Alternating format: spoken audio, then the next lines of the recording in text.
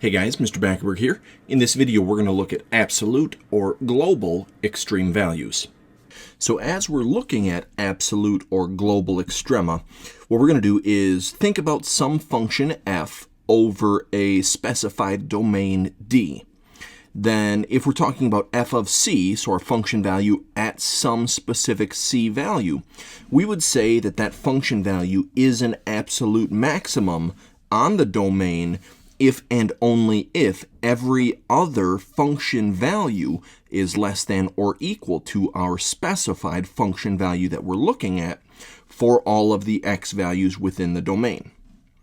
Now there's also an absolute minimum, and that happens on the domain if and only if every f of x value is greater than or equal to f of c for all of the x values within the domain.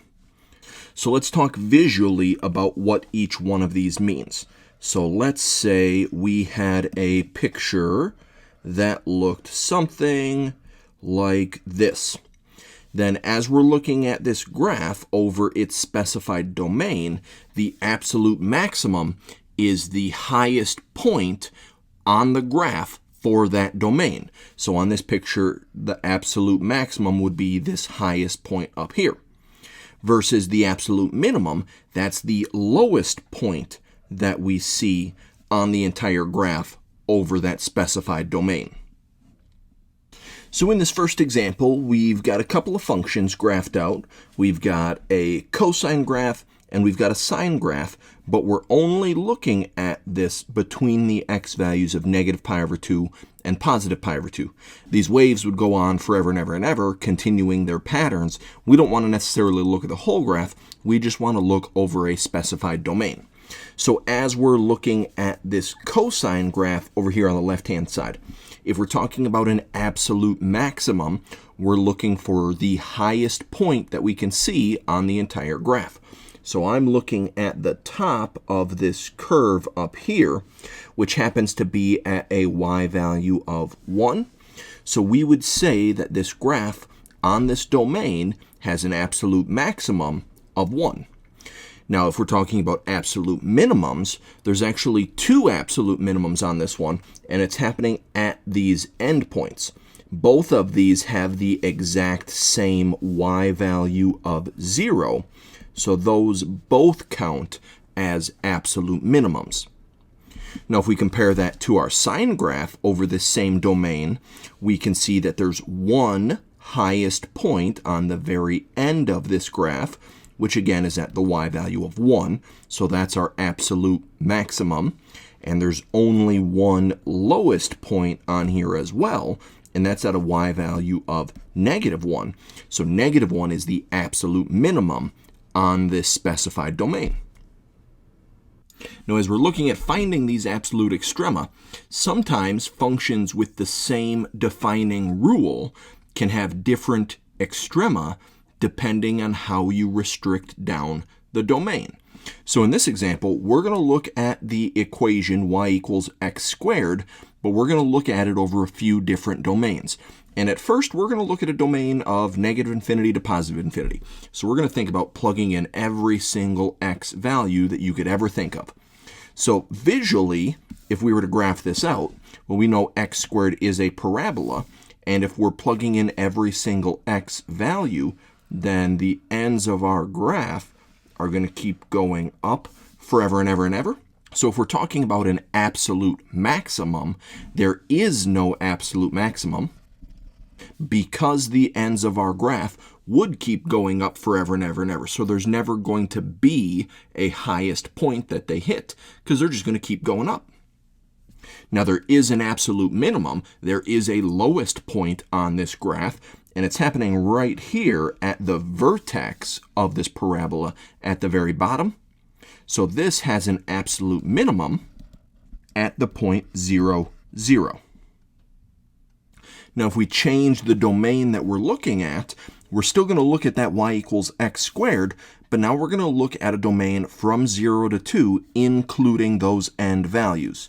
So if we look at just those specific x values, so going from the x value of 0 to the x value of 2, that's part of the right-hand side of the graph.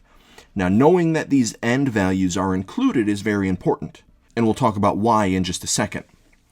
But now, as we're looking at this chunk of our graph, just going between 0 and 2, now there is a highest point on the graph. So this one does have an absolute maximum. It's happening right at that x value of 2, and if we were to plug that in, 2 squared is 4, so the absolute maximum is happening at the point 2, 4. Now this also has an absolute minimum because there is a lowest point on there, and that's at the point 0, 0. Now I mentioned that these endpoints being included was going to be very important, because if we look at maybe not including that 0, let's talk about what happens there. So not including this 0 means that we're infinitely approaching this point right at the origin, but we never actually get there. Now this 2 is included, so that point on the end does exist. So as we're looking at finding that absolute maximum, this maximum does exist. And like we just talked about in the last one, this is at the point 2, 4. But now as we're talking about that absolute minimum, because we keep infinitely getting closer to that point at the origin, but never actually reaching it, that means that lowest point doesn't really exist, because there's always another point that's just a little bit lower than it if you move a little bit closer to that 0, 0 point. And since the endpoint doesn't exist, like we said, we can keep infinitely approaching it without truly getting there. So this one has no absolute minimum. And now if we look at not including that 2 either, then we are infinitely approaching this point at the origin, and we are infinitely approaching this point 2, 4 without ever getting to either one. So if we're thinking about trying to find an absolute maximum, again, we're getting closer and closer and closer to that 2, 4 point without ever actually getting there. So there's always a point or a value that's going to be just a little bit closer as we get closer and closer to that x value of 2. So this one has no absolute maximum, and there's also no absolute minimum either, because we can keep approaching that 0, 0 point infinitely forever and ever and ever without ever getting to a lowest value.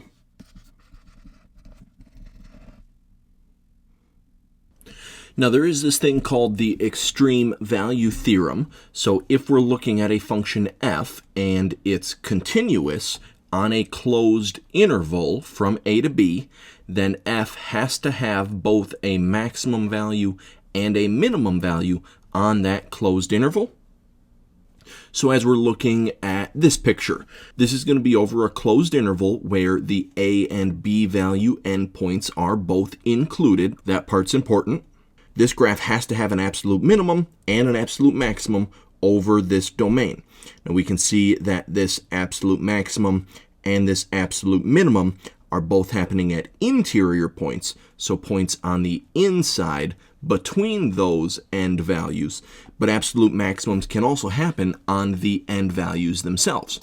So on this picture, where we're including these endpoints a and b, we can see that the absolute maximum is at the endpoint a, and the absolute minimum is at the endpoint b. So that is possible as well.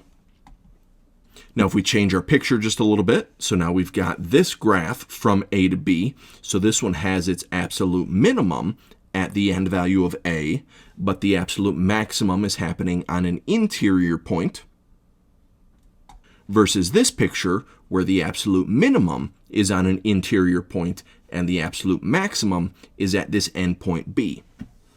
So those minimums and maximums can really happen anywhere on your graph. They could be somewhere in the middle at an interior point. They could be somewhere on one of the ends, as long as we're dealing with a closed interval where those end values are included.